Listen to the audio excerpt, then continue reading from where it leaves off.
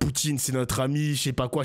Moi je suis en mode, les mecs, Poutine n'est pas notre ami. Bon, déjà, sur le titre de mon stream où je disais littéralement, est-ce que les Russes sont vraiment nos ennemis? D'abord, il faut comprendre, bon les gars, vous n'êtes pas stupides quand même, faut bien comprendre qu'un pays et son peuple, c'est pas la même chose. Les Russes ne sont pas nos ennemis, le peuple russe, mais leur gouvernement prend des décisions, on va dire ça comme ça, qui créent des tensions avec l'Europe et la France. Vous l'avez tous compris. Attendez, je vais écouter. Il est trop complotiste, Usul. Ah les mecs, on va vraiment définir Usul comme un putain de complotiste. On en est là vraiment. On en est là vraiment. Oh. Bonjour, bienvenue dans Rhinocéros. Aujourd'hui, attention, grande nouvelle, Macron commence à s'inquiéter de l'importance prise par les médias de Bolloré. Alors, on vous rassure, hein, c'est pas parce qu'ils sont racistes, ça ne dérange pas. En tout cas, ça le dérangeait pas jusque-là. De toute façon, quand t'as Darmanin et Retailleau dans ta team, t'es mal placé pour donner des leçons. Non, c'est à cause de leur position pro-russe. Apparemment, pas nos alliés, en tout cas. Un sujet sur lequel Macron a un désaccord de fond avec l'extrême droite. Oui, parce que sur le plein soutien à Israël ou sur l'escalade verbale contre l'Algérie, l'extrême droite aurait fait pareil. Mais là-dessus, sur l'Ukraine, là, ça pose problème. C'est dans Chez Paul, la newsletter de Libé, qu'on a appris ça. Les médias Bolloré ont durci le ton avec Macron ces derniers jours, et particulièrement depuis que la guerre en Ukraine est redevenue un sujet prioritaire. Emmanuel Macron, je pense qu'il a été extrêmement médiocre dans les négociations. Désolé, les mecs. C'est vrai que je l'ai ressenti sur mes streams, les mecs. Hein. Pour ceux qui ont regardé TPMP avec moi, jure un nouveau seul. Genre, il y a une offensive anti-Macron qui passe par la sphère Bolloré. Et peut-être que Macron il va commencer à montrer les muscles. On sait pas, les mecs. Hein. Merci Twisté pour le sub. Merci, mon gars. Mais on fout. C'est que des mauvaises décisions. Il va encore nous foutre dans une merde noire. Voilà. Il est manipulé. Voilà, je vous le dis, Emmanuel Macron. Il est manipulé par qui et par quoi? Il est manipulé par des gens. Et oui, Hanouna n'est pas encore sur M6, il fait encore TPMP avec Bolloré hein, sur ses canaux là. Et donc, bah, il est libre, il peut dire des trucs comme ça. Des trucs complotistes. Alors Macron, il serait manipulé par des gens. Qui ça? Manipulé on sait pas, par qui? mais lui, il doit savoir. Hein. Je suis sûr que c'est les mêmes là qui mettent du vaccin dans la 5G. Ça doit être l'état profond. Oui, on se En tout cas, voilà. La géopolitique, maintenant, ça intéresse Hanouna, et on est content qu'il se penche sur le sujet, parce que c'est vrai que son expertise est intéressante. Et ça va être chiant pour Macron si vraiment la paix se signe trop vite, parce que qu'est-ce qui va sortir après? Alors il va peut-être nous ressortir un Covid, hein. Peut-être il va avoir un... Voilà. Vous la voyez s'installer, là, l'ambiance, là, cette ambiance qui pue? Moi, quand je vois un gars... Après, les gars, moi, je suis désolé le chat, hein, mais moi, le délire de Macron qui peut se représenter pour 2027 en magouillant un petit peu la Constitution, je sais pas pourquoi, les gars, ça reste quand même encore le 10%. Moi, j'y crois encore un petit peu, les mecs, un tout petit peu. J'y crois un tout petit peu, le Macron 3e mandat. Bref, on verra. On verra. Comme ça en soirée, ce genre d'expert, j'aime bien le cuisiner, j'aime bien le mettre bien. Je lui mets un petit verre là et je lui dis vas-y mais raconte-moi en plus, t'as l'air... 10% c'est rien les mecs, ça va, j'ai pas dit 50% ou 80%, ça va wesh. En savoir tellement. Tiens, qu'est-ce que tu penses de Brigitte Macron? Puis j'attends le sketch. Et puis avec un peu de chance, il va partir sur Zelensky, qui est un nazi, Hunter Biden, tout ça. Et puis le règlement de l'Union Européenne sur les bouchons, là, des bouteilles en plastique. On peut plus les enlever, les bouchons, sur les bouteilles en plastique? Et tout est lié. Eh oui, c'est le totalitarisme. Et qu'il fasse de telle sorte que la France ne se rapetisse pas. Elle est en train de se rapetisser depuis qu'il est au pouvoir. Bon, vous l'aviez noté, à partir du moment où Poutine a envahi l'Ukraine, en France, ça devenait compliqué de défendre les Russes. Sauf que là, apparemment, la donne a changé pour l'extrême droite française et pour les médias Bolloré, puisqu'on commence à les voir à nouveau soutenir le régime russe. Pour l'instant, ils mettent encore un peu les formes, mais ils y vont. Oui, parce que bon, Poutine, c'est chaud. J'ai envie de bosser avec Usul, les mecs. J'ai envie de bosser avec lui, genre. Ça a l'air d'être un mec super sympa, Usul. Je sais pas pourquoi, parce que le concept qu'il fait en stream, le concept qu'il fait, pardon, sur YouTube, c'est exactement ce que je fais à travers mes streams depuis des années, où je débunk un petit peu les médias, comment ça se passe dans les coulisses, comment ça se passe en surface. J'aime trop ce concept. Entre la violence de toutes les guerres qu'il a menées depuis qu'il est au pouvoir, les droits de l'homme qui sont piétinés dans son pays, et puis ses opposants qui meurent mystérieusement... Ouais, non, c'est délicat à défendre, hein, donc faut... Ce serait fun que tu le reçoives. Un jour peut-être les mecs, on fera peut-être un featuring avec Usul, un jour peut-être. Et peut-être même avec Lumi aussi. Encore y aller doucement. Pascal Pro, il va encore doucement. Il faut revoir comment et pourquoi Vladimir Poutine, ce qui ne l'excuse évidemment pas, a fait ce qu'il a fait en Ukraine. Ça l'excuse pas, mais bon, on peut le comprendre, quoi. Faut se mettre à sa place. Surtout que là, les fachos, ils ont le feu vert de Trump, en fait. C'est ce que pense Trump. Trump, il a compris. Avec Vance, ils ont compris. La Russie, elle veut deux choses. Elle veut qu'on tienne compte du fait que l'Ukraine, c'est pas un pays comme un autre. L'Ukraine, c'est un peuple slave qui est lié à l'histoire du peuple slave russe. La Russie, c'est la patrie du peuple russe. C'est-à-dire que si dans un pays, il y a des gens qui parlent russe, eh ben c'est un pays qui doit rentrer dans la sphère d'influence russe, de gré ou de force. C'est ça, la doctrine de Poutine, et c'est ce que la propagande russe nous raconte. Voici ce qu'on devrait accepter. Ouais, j'étais... Attends, mais ouais, on a vu Zelensky en costard et tout, putain. Il a évoqué Trump tout à l'heure, Philippe de Villiers. Je vous rappelle déjà, petite parenthèse les mecs, hein, Philippe de Villiers est une des personnalités politiques préférées des Français. Rendez-vous compte les gars, hein. Rendez-vous compte. Mais là, pour revenir un petit peu à Trump, vous avez vu qu'aujourd'hui, il y avait la conférence de presse avec Zelensky, avec Macron, avec pas mal de chefs d'État, etc. pour essayer de, de dessiner les contours du cessez-le-feu. Est-ce qu'il y aura des soldats européens sur le front ukrainien ou est-ce qu'il sera un peu plus reculé? Vous savez que la France et l'Europe dans sa globalité ne sont pas vraiment indépendantes. On suit souvent les décisions des États-Unis, notamment avec l'OTAN, au lieu d'avoir notre propre politique. D'ailleurs, c'est ce que je disais hier sur mon stream, est-ce que Donald Trump va nous autoriser à poster des soldats européens dans le territoire ukrainien? Supposons les amis que coup de théâtre, vendredi ou la semaine prochaine, on apprend que Trump est contre cette idée-là. Les Européens, on fait quoi? Le chat, répondez-moi le chat. On fait quoi? Est-ce qu'on va écouter Trump et on va pas mettre de soldats?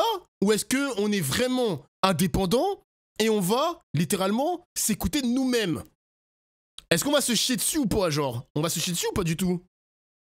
C'est notre sol après tout, exactement, Fianso. Est-ce qu'on va écouter comme des toutous? Est-ce qu'on va être en mode, bon, Trump, t'es bien mignon, mais reste sur le côté. Reste sur le côté, mon gars. Parce que Trump, bon, il est bien mignon quand même, mais j'ai vu que, après Macron, il a toujours été une catastrophe en géopolitique, mais Macron qui donne, on le voit les mecs, hein, il est au centre de tout, il invite Zelensky sur le sol français, il invite les chefs d'État sur le sol français, on voit littéralement que il fait en sorte que la France soit forte et indépendante des décisions des Américains. Ils ont envie de parler directement avec la Russie, ils n'y arrivent pas pour l'instant, c'est compliqué, bon, c'est chaud quoi, c'est chaud. Il veut le Groenland, Trump, ouais, j'ai vu ça les mecs. D'ailleurs, son vice-président est parti au Groenland là, hein.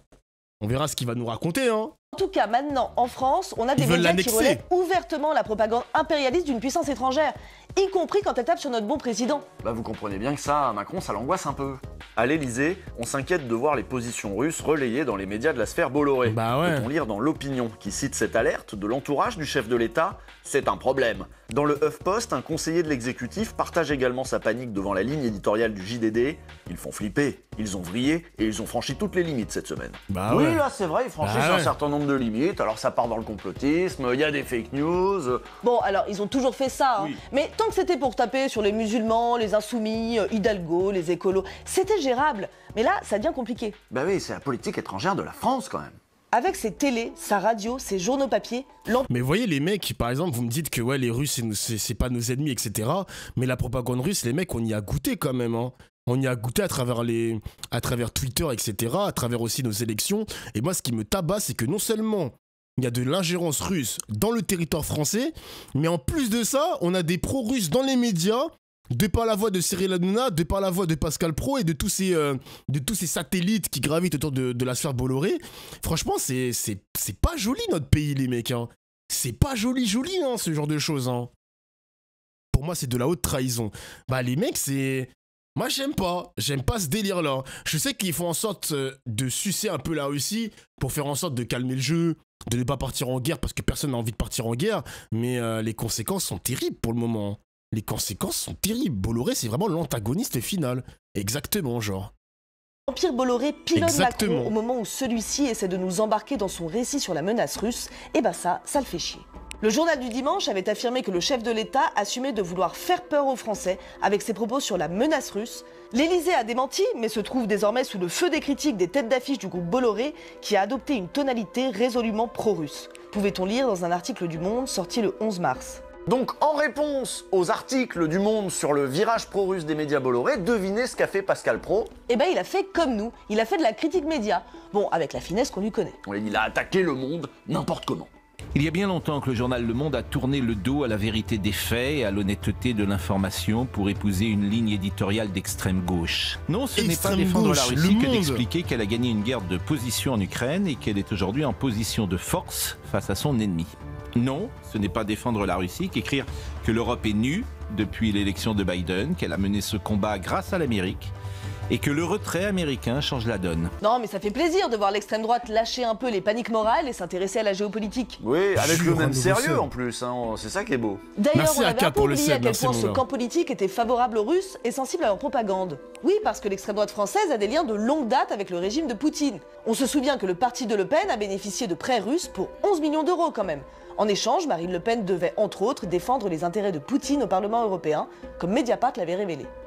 C'est ouf quand même, le cordon sanitaire que la France imposait à l'extrême droite, à juste titre les mecs, hein, moi je ne suis pas contre, hein, mais le cordon sanitaire il allait jusqu'à refuser de financer le parti de Marine Le Pen. Donc la meuf elle s'est dit ok, toutes les banques me refusent des crédits, pas de problème, je vais aller voir les Russes pour me prêter de l'argent. Vous vous rendez compte quand même? J'ai vu quoi, 255 000 euros, un truc comme ça. En 2017, Marine Le Pen avait été reçue à Moscou par Vladimir Poutine. Elle assurait ne pas être influencée. Et puis lui, bien sûr, il disait qu'il faisait pas d'ingérence. Mais bon, est-ce qu'ils inspirent vraiment la confiance, ces deux-là? Une candidate à l'élection présidentielle qui s'engage à œuvrer pour une levée des sanctions européennes contre Moscou. Vladimir Poutine ne peut qu'approuver, même s'il se défend de toute ingérence dans le scrutin. Mais attendez, mais les gars, vous vous rendez compte? Attends, je comprends pas un délire. On parle déjà de sanctions russes. En 2017, un an après, la Russie a organisé la Coupe du Monde de football. Alors qu'il y avait déjà du bordel en Ukraine. Hein. Putain, c'est ouf quand même. La FIFA a autorisé la Russie d'organiser quand même la Coupe du Monde. Oui, pour la Crimée. Ah oui, c'était pour la Crimée. D'accord, merci le chat. Ok. Putain, la Crimée, c'était déjà pour 2017. C'est vieux quand même. Hein. C'est tellement vieux ces histoires maintenant. On est en 2000. Ça fait quoi? Ça fait 8 ans maintenant. Bien sûr. Je sais que la campagne électorale en France bat son plein. Nous ne voulons en aucun cas influencer le déroulement des événements. Bon, les points communs entre les deux, les convergences doctrinales, on les voit bien. 2014, le régime de Poutine est un régime nationaliste, autoritaire, 2014. Qui ne tolère pas l'opposition, ni la presse libre, ni les droits des LGBT, qui veut envoyer ses jeunes endoctrinés aller mourir au front pour la patrie, pour la grandeur de je sais pas quoi. Bon, on voit bien c'est un régime d'extrême droite, quoi. Et puis Poutine et Le Pen se retrouvent aussi sur des positions anti-Union européenne, ça aussi c'est logique. Poutine a besoin... Bon ça on le connaît très bien, hein. Marine Le Pen qui est souverainiste à la mort, elle sait très bien qu'elle défend toujours cette France indépendante. D'ailleurs, elle a rétropédalé parce que je me rappelle les mecs à l'ancienne, avant même que je rentre dans les délires politiques en stream, etc. Je m'intéressais en surface, pas en profondeur, mais Marine Le Pen, il me semble qu'elle voulait quitter l'euro. Retourner au franc, elle voulait quitter l'Union européenne, elle voulait juste une France indépendante contre l'Union européenne, contre l'influence américaine, genre la France, rien que la France. Elle a vite changé de... Elle a vite changé les mecs, hein. Elle a vite changé. À l'époque de Philippot, ouais, c'était à l'époque de Philippot. D'ailleurs, Philippot, c'est le seul... Je l'apprécie pas le personnage les mecs, hein, mais d'ailleurs c'est le seul qui n'a pas changé son fusil d'épaule. Il veut toujours quitter l'Union européenne. Toujours les mecs, toujours. Je les vois les tweets, hein. Eh, je te vois Philippot, tes tweets de con là. Et puis oui les gars, le conservatisme, je sais pas s'ils vont en parler dans la vidéo, les liens avec Marine Le Pen et Poutine, bon on sait très bien que ça défend les valeurs traditionnelles, la famille, l'identité nationale, le refus du multiculturalisme, voilà c'est le classique Marine Le Pen quoi, on connaît. Besoin d'une Europe fracturée, une Europe qui ne peut plus lui tenir tête quand il a décidé d'annexer telle ou telle région voisine. Bon bah pour fracturer l'Europe de l'intérieur, le mieux c'est encore de filer un coup de main à l'extrême droite un peu partout, y compris évidemment en France. Et pour ça, les Russes ont des réseaux, des agents, des relais. Rendez-vous compte, ils sont pas... Perso, j'aimerais bien que la France devienne neutre. Bah, les mecs, la doctrine La France Insoumise, pour moi, elle reste la meilleure possible, les mecs. Un non-aligné, tu peux faire partie de l'Union européenne, mais tu peux montrer les muscles en tant que France. La France, c'est pas n'importe quel pays, les mecs. On est l'un des pays fondateurs de l'Union européenne. En tant que président Mélenchon, il aurait tenu un discours, une diplomatie différente de celle d'Emmanuel Macron. Peut-être pas soutenir fortement l'Ukraine, se mouiller dans cette guerre, mais simplement avoir une position du non-alignement. Non-alignement. Tout simplement. parvenu à retourner le parti républicain aux US. C'est une dinguerie ce qu'ils ont fait avec Trump. On vous conseille le documentaire Le Monde selon Trump, disponible sur la plateforme France Télé si vous voulez creuser le sujet. C'était un sujet de préoccupation majeur des services de renseignement américains et du Congrès pendant le premier mandat de Trump, déjà. Mais là, avec la guerre en Ukraine, c'est évident pour tout le monde. Le président des États-Unis d'Amérique est sous influence russe et c'est sans doute le plus grand succès de l'histoire des services secrets russes. C'est vrai, en Europe aussi, les Russes ont des contacts, voire des portes. Mais ça, c'est pas du complotisme, les mecs. Hein. Franchement, j'y crois aussi. Hein. Je pense sincèrement que Trump, il est sous influence russe.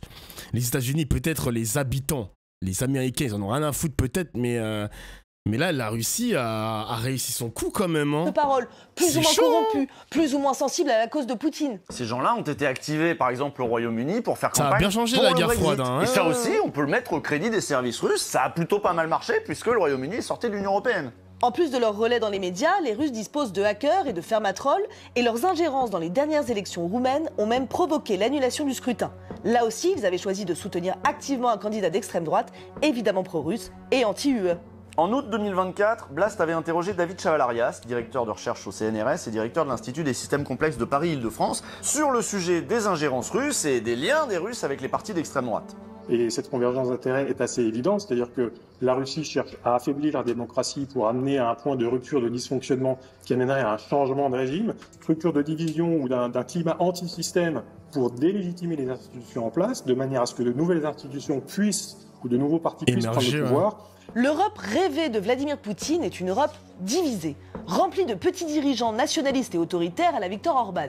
Les Russes ont vu l'Union soviétique se péter la gueule. Quand même, c'est pas rien. Ils savent que rien n'est éternel. Et l'Union européenne pourrait très bien s'écrouler. En tout cas, ça les arrangerait pas mal. Ça les arrangerait aussi, hein. Mais Poutine veut se venger, hein, parce que au final, les gars, c'est l'Occident qui a fait péter le bloc URSS quand même. Hein. Même si t'avais des petites nations, parce que je sais que quand le bloc URSS a explosé, quand il a volé en éclats, ben dans les petites nations, il y a eu des guerres. Il y a eu des affrontements, il y a eu des choses qui n'étaient pas correctes. Par exemple en Ukraine, je pense à la Biélorussie aussi, dans les pays aussi nordiques, genre l'ex-URSS, c'était... Enfin l'URSS, pardon. C'était quelque chose quand même, hein. Là, c'est son grand rêve à Poutine, hein. La Bosnie, voilà, je cherchais le pays depuis tout à l'heure, là, la Bosnie, Herzégovine, ouais, on dit ça comme ça. Et le rêve de Poutine, c'est de faire péter le bloc Union Européenne, hein. Est-ce qu'il va réussir son coup? Je ne sais pas, les mecs. En tout cas, le seul truc qu'il a réussi à faire, Poutine, pour le moment, c'est de diviser la relation entre les États-Unis et l'Union Européenne. En tout cas, le bloc Occident, parce que les États-Unis aussi et le Canada, ils sont plus trop potes maintenant, hein. L'Union européenne, son marché et ses valeurs démocratiques constituent un modèle concurrent du modèle russe. Un modèle qui a séduit des pays dont la Russie estime qu'ils auraient dû rester dans sa sphère d'influence. À commencer par les pays baltes et bien sûr l'Ukraine. Ce modèle européen est décrit par la propagande russe comme un modèle décadent. Voilà, les pays d'Europe de l'Ouest sont gangrénés par les LGBT, l'athéisme, l'immigration. Un discours qui semble être taillé sur mesure pour être repris par n'importe quel parti d'extrême droite. Et puis, l'Union européenne applique des sanctions à la Russie. Mais on devrait tous être unis contre l'autre civilisation, là, l'islam. Ah oui. Je l'ai toujours dit que la Russie participe de cette réflexion qui doit être celle des nations libres contre le terrorisme islamiste. Donc en France, évidemment, avec ce discours-là, t'as tout un tas de gens qui se disent que la Russie peut pas être notre adversaire, on partage les mêmes valeurs. Et si on gouvernait d'ailleurs, on gouvernerait comme Poutine. Voilà, ça c'est un homme fort, c'est un bonhomme, c'est ça qu'il nous faut. La Russie n'est pas une menace existentielle. Mais la vraie menace, c'est évidemment l'islam radical. Quand il parle de menace existentielle sur la Russie, je pense que la Russie est une menace pour la France, mais pas une menace existentielle, contrairement à l'islamisme. Je me le trouve très dur avec Vladimir Poutine dans une escalade verbale qui, à mon sens, ne sert à rien. Alors moi, je sais pas si les Russes sont... Mais les gars, vous voyez le but de ces médias de merde, le but c'est quand même de détourner, mais c'est toute la stratégie, les gars, de la propagande russe, qui passe aussi par les médias français.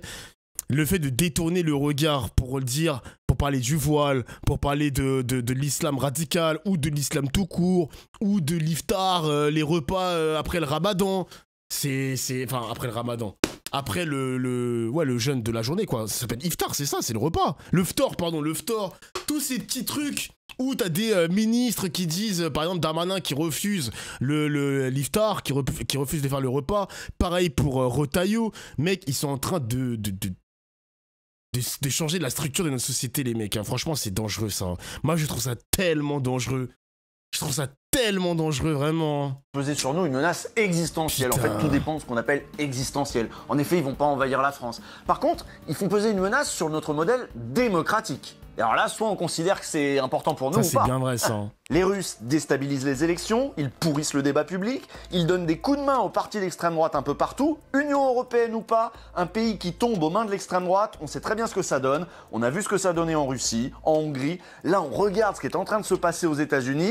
L'extrême droite au pouvoir, c'est un recul de toutes les libertés publiques, de tous les contre-pouvoirs, au profit d'un chef autoritaire et de ses petits copains oligarques autour. Et ce modèle, évidemment, ce n'est pas le modèle européen, c'est autre chose. Mais on peut comprendre que ça plaise aux oligarques. Bah oui, les riches là, ils aimeraient bien que ça file droit. Donc on imagine que Bolloré sait ce qu'il fait quand il embauche directement un personnage reconnu comme une propagandiste russe, Ksenia Fedorova, l'ancienne c'est la meuf de RT France, directrice de la chaîne Russia Today.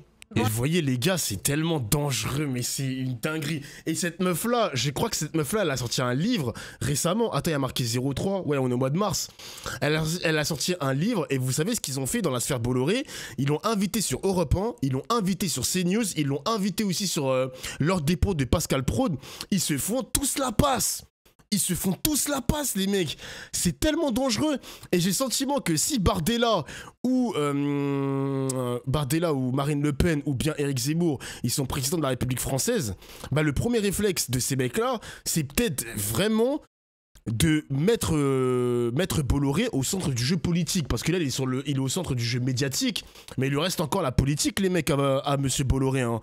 Il voudra sa place là-dedans, les gars. Hein. Je trouve ça trop dangereux, les mecs. Hein. Je trouve ça tellement dangereux, putain. Oh, on vit dans un drôle de pays, les mecs. Hein. On n'est pas prêt pour 2027. Et encore, les mecs, hein. Là, je vous ai cité Bolloré, etc.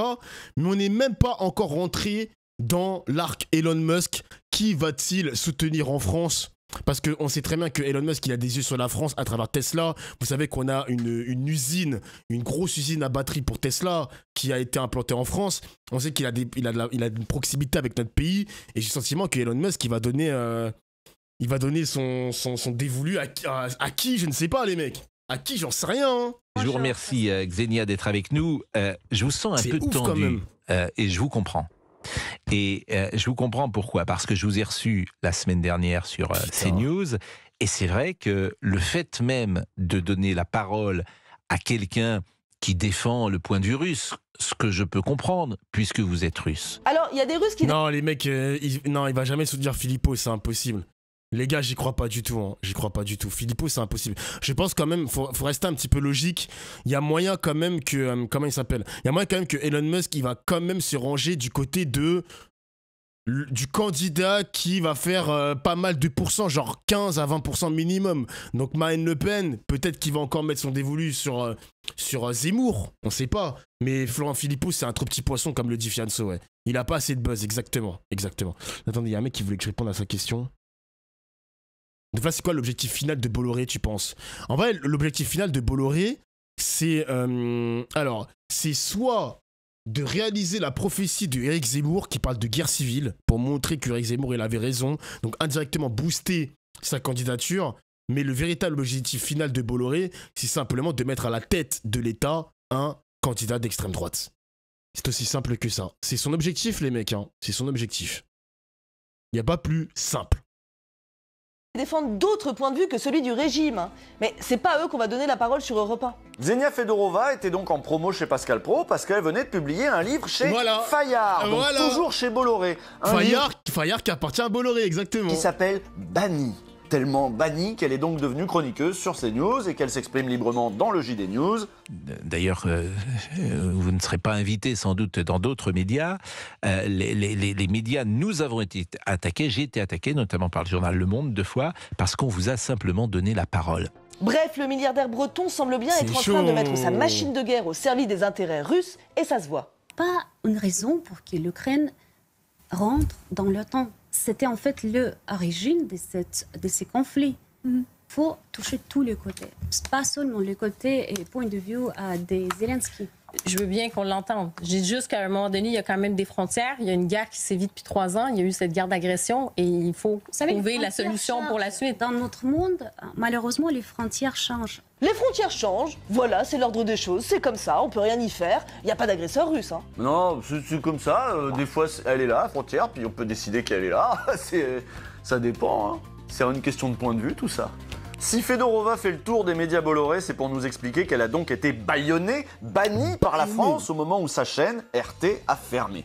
Elle fait le lien avec la fermeture de C8, en déplorant le peu de liberté d'expression qui nous reste en France. Parce qu'évidemment, en Russie, la liberté d'expression, c'est un principe fondamental. Les journalistes peuvent dire ce qu'ils veulent, c'est bien connu. Ouais, RT France quand même. Vous vous souvenez d'RT France? On peut revenir là-dessus 2 secondes, vous allez voir comment ils procèdent. Russia Today, ensuite appelée RT, c'est une chaîne russe d'information en continu. Elle est présente dans de nombreux pays et elle a ouvert son canal en France en 2017, financé par la Russie. Bon, c'était un organe de propagande du Kremlin, et suite à l'invasion de l'Ukraine par la Russie, l'Union européenne a imposé des sanctions économiques, vous le savez. Et dans ces sanctions, il y avait le gel des avoirs russes, ce qui veut dire concrètement que les services russes n'avaient plus accès à leur argent. La chaîne a donc été placée en liquidation judiciaire, faute de pouvoir continuer à payer tout le monde. Bon, alors comment ça marchait RT? Qu'est-ce qu'on pouvait y voir? Évidemment, c'était pas directement de la propagande russe. RT se présentait comme une chaîne d'information qui donnait la parole à tout le monde. Vous vouliez entendre des points de vue un peu différents de ce qu'on peut entendre sur LCI ou sur BFM? RT se proposait de vous faire découvrir d'autres points de vue. La chaîne se présentait en somme comme une chaîne info alternative. C'est comme ça que Russia Today se... Je sais pas s'il y a des mecs de mes streams qui consommaient ça, les mecs. J'ai vu RT France sur ma TL Twitter ou sur internet, mais de regarder la chaîne, je crois que j'ai jamais vu RT France de ma vie. Hein. Je sais pas si vous êtes des consommateurs, mais ça a bien lavé le cerveau. Franchement, j'ai jamais consommé ça. Je ne connais, à part la meuf là qu'on a vue, la russe, je connais aucune personnalité de RT France, vraiment. Il y en a qui regardaient. Je regardais. À l'époque des Gilets jaunes, vite fait. Ah, ok. C'était le BFM russe. Pour suivre les manifestations, oui. Ah, le prime de cette chaîne, c'était pendant les Gilets jaunes. Putain, c'est ouf quand même, hein. RT pendant les manifestations, c'était quelque chose. Ah ouais. Ok. se présente un peu partout. Et selon les pays, elle ne va pas offrir les mêmes discours aux opinions publiques. Dans une enquête de Vanity Fair de juin 2019, on pouvait lire ceci. Durant la campagne présidentielle américaine, RT ne cesse d'attaquer Hillary Clinton et de stigmatiser le poids des lobbies financiers. Au Royaume-Uni, elle accompagne la marche funèbre du Brexit tout en fustigeant le pouvoir de la technocratie bruxelloise. En Allemagne, RT Deutsch s'alarme de l'ouverture des frontières aux réfugiés musulmans. Chez nous, RT a su se faire le relais des contestations des Gilets jaunes quand les autres médias leur tournaient le dos. Et c'est à ce moment-là que la chaîne, diffusée alors sur Internet, a triplé ses audiences. À ce moment-là, RT a relayé les images des manifestations et puis les images de la répression aussi. Alors nous, les gens de gauche, on pourrait trouver ça bien parce que les autres chaînes montraient pas nécessairement les violences policières. Sauf que vous l'avez peut-être compris, le but c'était de montrer le conflit, de montrer un pays qui ne fonctionne pas, une démocratie qui vacille, un Macron qui ne sait plus comment gérer les contestations. Le but c'était d'amplifier cette image de pays au bord de l'effondrement. D'accord, vous avez raison le chat, ok, je vois ce que vous voulez dire, ok. J'avoue qu'une chaîne de télévision qui ne montre que le bordel en France en mode chronique d'une révolte, la révolution qui arrive, etc. C'est vrai qu'il y a un gros parti pris quand même, hein. Il y a un gros parti pris de la part de RT France. C'est ça vos démocraties européennes? Les feux de poubelle et les Champs-Élysées vandalisés? Il n'y a pas eu besoin de la Russie pour créer cette polarisation. On l'a fait nous-mêmes. Mais c'est la réaction elle-même aux manifestations et les actions de la police elle-même qui ont créé la possibilité de conduire ces opérations d'influence. Et alors comment ils s'y prenaient lors des campagnes électorales françaises? Eh bien c'est Libé qui explique ça.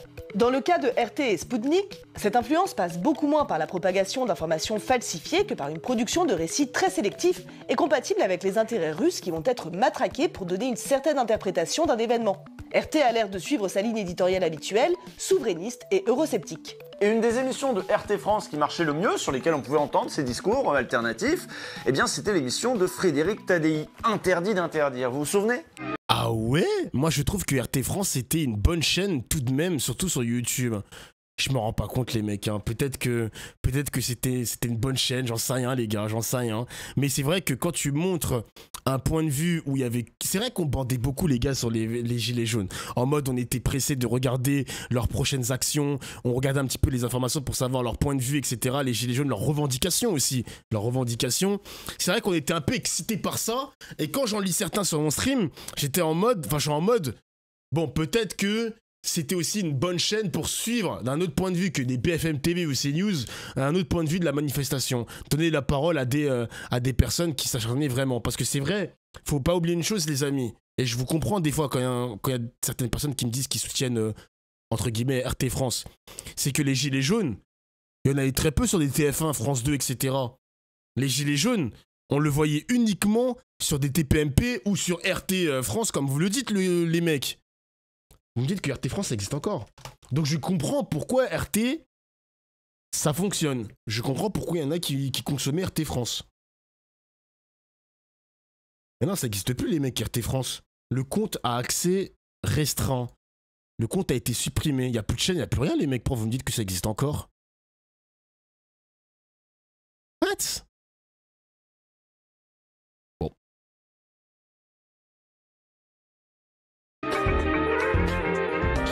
Attends, oui, Dofla, Dofla, oui, mais quand tu sais les intérêts que la chaîne avait derrière, ça, tu vois que c'était une chaîne qui nous utilisait juste. C'est vrai qu'au final, on a été utilisés, les mecs, hein. C'est vrai que les consommateurs de RT France ont été utilisés, mais en fait, en profondeur, ils ont fait leur propagande eurosceptique. Parce que oui, de montrer des manifestations, de montrer que la démocratie française ne fonctionne pas, de manière générale, que l'Union européenne ne fonctionne pas, ça incite les gens à voter autre chose et à voter eurosceptique. C'est de l'ingérence, les mecs, hein. Moi, je le comprends comme de l'ingérence. Mais, ce qui était intéressant en dehors de l'ingérence, c'est qu'au final, ils donnaient vraiment la parole à des citoyens français, les mecs, qui n'avaient pas la parole sur France Télévisions, sur TF1. Genre, excusez-moi, ils donnaient vraiment la parole. Mais il y a des conséquences derrière, quoi. Bah oui, c'est full ingérence, même s'ils disaient de vrais trucs. Le pire, les mecs, c'est qu'ils ont même pas besoin... Ils ont même pas besoin de propager des fake news. Ils ont juste à streamer des manifestations, à montrer le réel, parce qu'au final, le réel, c'est des manifestations tous les samedis. Les mecs, durant l'arc Gilets jaunes, c'était le bordel en France. C'était le bordel. Ils ont juste à montrer ça, à couvrir ça sous un euroscepticisme. C'est pas fake news, mais c'est de l'ingérence. Manipulation. C'est ça le quatrième pouvoir, les mecs, comment c'est vicieux, hein. C'est ça, c'est tellement vicieux le quatrième pouvoir des fois, putain de merde. C'est comme Vincent Lapierre. Sur le plateau d'Interdit d'interdire, la fin du monde est-elle pour demain? C'était une émission de bonne tenue, il y avait du pluralisme. Exactement. Ça se voulait un peu comme une sorte de Ce soir ou jamais, mais avec moins de moyens. Par contre, toutes sortes de personnages étaient invités, de droite comme de gauche, parfois des confus, des complotistes. Tadi était libre d'y faire du Tadi et il se posait pas trop de questions. Lui, il disait, tant qu'on me paye, que ce soit une télé de pro-Poutine ou pas, c'est pas mon problème, moi je fais juste mon boulot. Est-ce que tu es d'accord avec l'idée que l'objectif de l'audiovisuel extérieur russe, comme tu dis, en lançant cette télévision en France, était d'imposer aux Français, je peux terminer ma question, d'imposer aux Français le narratif russe sur la situation française? Non. Non. Mais tu l'as regardé ou pas? RT, non. Ouais, bon, pour un journaliste, c'est quand même la base de savoir pour quel média tu bosses. Alors, est-ce que c'est de l'opportunisme, de la naïveté, de la mauvaise... Attends, le mec il a dit qu'il n'a pas consommé RT France alors qu'il travaillait pour cette chaîne, mais c'est quoi ce guignol?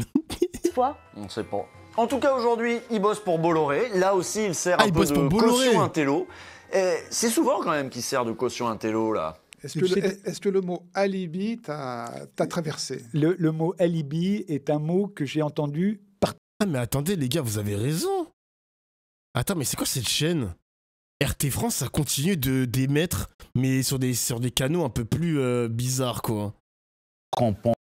Ces annonces comme étant une tentative de sabotage de ses efforts diplomatiques qu'il entreprend depuis des semaines maintenant pour tenter d'obtenir un cessez-le-feu, de faire signer un accord. Mais wesh, il y a même Asselineau. La grande interview avec Asselineau. Mais ça a du buzz, les mecs. Ça marche bien, ces trucs. Ça marche bien ou pas? Ça fait peut-être 100 spectateurs, je sais pas moi. What? C'est quoi ce délire? 10 likes, gros stat. Ça me tabasse, sérieusement, je m'attendais pas à ça. Tout. Je suis toujours la Libye. Bah, faudrait peut-être commencer à s'interroger là-dessus, justement, mon coco. Oui, alors on va pas être trop méchant avec Tadei, c'est le seul qui nous regarde et qui dit du bien de nous à la télé. Donc, Du bien de rhinocéros à la télé? Si. Bah, faut qu'on se pose des questions un peu, là. Il m'arrive de tomber sur Internet, sur une émission sur les médias d'ailleurs, et les émissions sur les médias, il n'y en a pas beaucoup, donc je les regarde, qui s'appelle Rhinocéros. Je ne sais pas sur quelle chaîne c'est. C'est sur Blast, fais pas semblant, il veut pas citer Blast.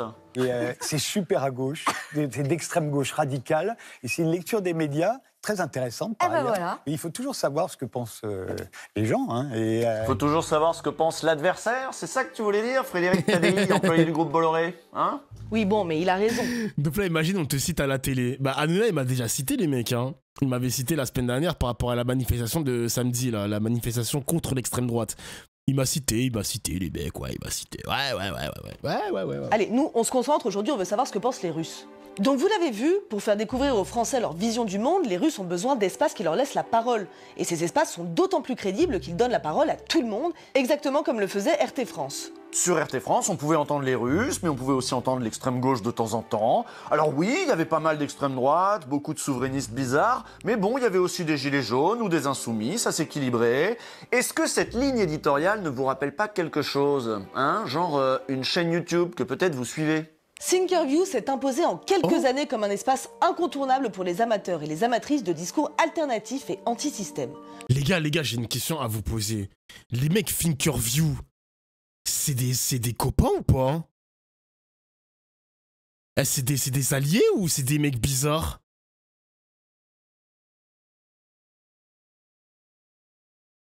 Non. Il y a un peu des deux? Non. Écoute et tu verras, ok.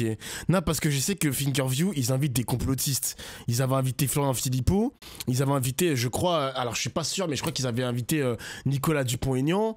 Moi, je trouve que cette chaîne YouTube est très bizarre. Mais, à côté de ça, ils arrivent à inviter des Élise Lucet, ils avaient invité David Guiraud, ils avaient invité des mecs comme... ah, putain. Je sais plus comment il s'appelle, merde, je lui suce la bite en plus, merde. Je sais plus comment il s'appelle, là, ma souris, là. Les mecs habitent à Versailles, mais j'ai un trou de mémoire. Éric Caron, voilà, putain. Émeric Caron, pas Éric, Émeric Caron. Sur l'écologie, l'économie ou la politique, l'animateur Sky donne en effet la parole à des gens qu'on entend peu dans les grands médias. Vous savez, les inondations, ça existait tout le temps. Je dis pas qu'il n'y a pas de problème climatique. Les feux de forêt, vous ne voyez pas une petite évolution dans les feux de forêt? Non, ben oui. Vous êtes le seul, mais je suis vraiment content de vous avoir rencontré. Ouais, c'est un climato-sceptique, le gars. Putain. Il y a des milliers de scientifiques qui s'inquiètent pour rien. Vous m'avez pas laissé répondre. Il y a des milliers de scientifiques qui s'inquiètent pour rien. Il y a des milliers de Chinois. Non, ils sont tous payés d'ailleurs pour ça, parce que ce qu'il y a d'étonnant. Bon, mais on y reviendra. Interrogé par France Info en 2019, voici comment Sky décrivait son positionnement. On est au milieu de toutes les communautés qui s'écharpent sur Internet, de l'extrême droite à l'extrême gauche. On cherche à créer un terrain neutre pour que tout le monde puisse échanger. Alors voilà, on peut entendre un petit peu tout et n'importe quoi sur Thinkerview, mais quand il s'agit de parler de géopolitique, il y a quand même un point de vue qu'on entend plus que les autres. Il y a quelques médias qui l'ont noté, dont Arrêt sur Image. Si la présence de Sky à une rencontre avec le ministre russe des Affaires étrangères a été relevée par Conspiracy Watch, c'est que d'autres accusations portées sur les réseaux sociaux visent Thinkerview depuis longtemps. La chaîne serait pro-russe. Il est vrai que les représentants politiques russes ou des médias financés par la Russie sont bien représentés sur la chaîne. Artem Studenikov, ministre conseiller à l'ambassade de Russie, Alexei Pushkov, président de la commission des affaires étrangères au Parlement russe, Ksenia Fedorova, présidente de RT France, Ivan Erel, porte-parole de Sputnik, etc. C'est peut-être là que vous avez découvert Ksenia Fedorova. À l'époque, elle pouvait déjà parler de son soutien à la politique de Poutine. I would say with Vladimir Putin, things got really better for the Russians, and the country now feels much more stronger than it used to be, and self-respect was gained again. Quels sont les liens exacts entre la chaîne Thinkerview et les services russes? On ne sait pas, on peut pas savoir, en tout cas... Thinkerview, pas des alliés. Thinkerview pro-russe. Bizarre. La chaîne a accueilli la propagande russe avant tout le monde, avant qu'elle soit bienvenue ailleurs. Elle était là avant RT France et elle est toujours là aujourd'hui. Parce que l'enjeu pour les Russes, c'est bel et bien d'atteindre nos oreilles d'abord, notre cerveau ensuite, et pour ça ils sont prêts à mettre le paquet.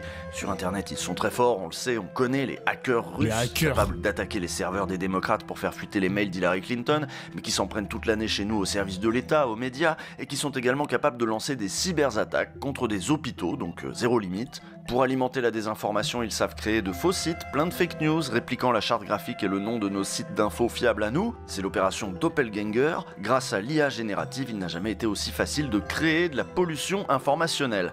Il n'y a pas que sur le net que les services russes s'appliquent à créer des tensions en France. Souvenez-vous de ces mystérieuses étoiles de David bleu faites au pochoir dans les rues de Paris.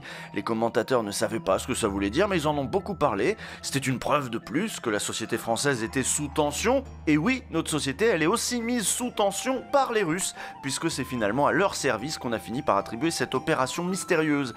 Le but de leur propagande est assez évident. Les Français doivent douter des informations, douter de leurs dirigeants bien sûr, mais aussi douter de la démocratie, douter de leur modèle de société en général. Mais attendez les gars, l'étoile de David là, hein, qui a été taguée par les Russes, c'était en 2022 ? L'histoire a déjà 3 ans. Mais le temps passe tellement vite les mecs, c'est une dinguerie quand même. L'histoire a déjà 3 ans là-dessus. Oh. Ce que les Russes opèrent chez nous, c'est un travail de sape. Il va bien falloir qu'on comprenne que Poutine n'est pas notre ami. Loin de là, un ami qui vient chez vous quand vous avez le dos tourné pour couper le courant, mélanger vos médicaments et laisser des grands tags dans l'entrée, c'est pas vraiment un pote, même si le tag, c'est un tag Macron démission. C'est d'ailleurs tout le problème avec la propagande russe en France. Elle nous dit à peu près ce qu'on a envie d'entendre, elle s'intègre à nos schémas de pensée, et pendant qu'il nous explique que la Russie n'est pas notre adversaire, il nous mène la guerre hybride la plus résolue qui soit à coup de sabotage et de propagande.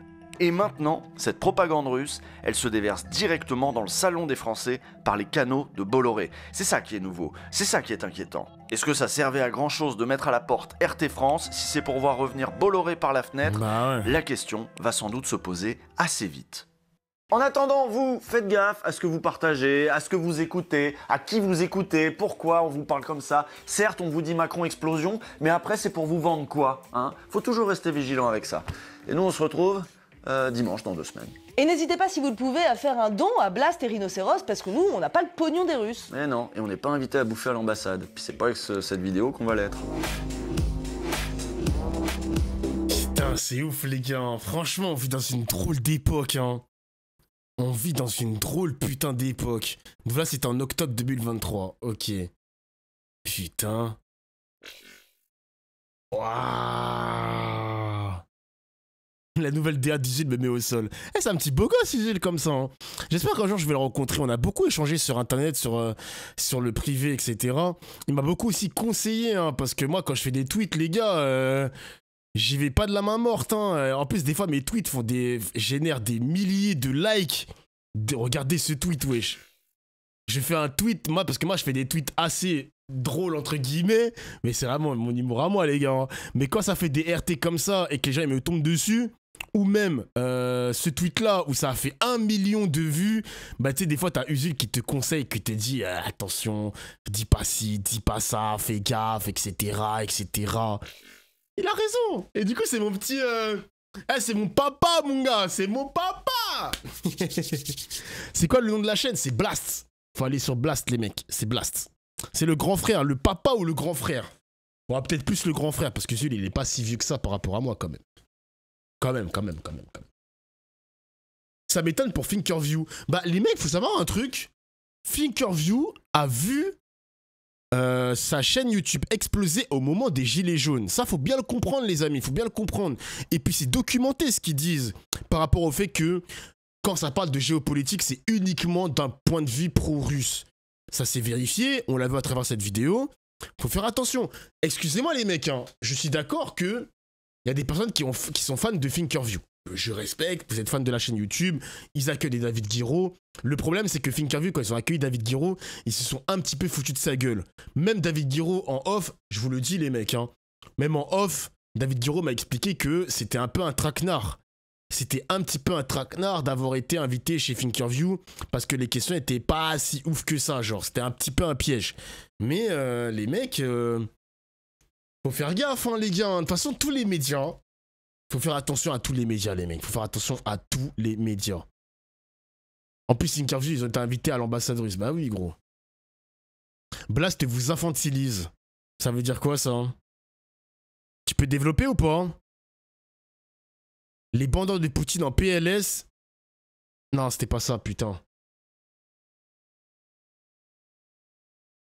L'idiocratie, on est en plein dedans. À croire toute la compétence de nos dirigeants, c'est la faute à Poutine. Cette façon à vous parler, on dirait qu'ils nous prennent pour des enfants. Blast vous infantilise. Oh putain, je pense qu'on a un pro-russe, les mecs. Ah là là là là.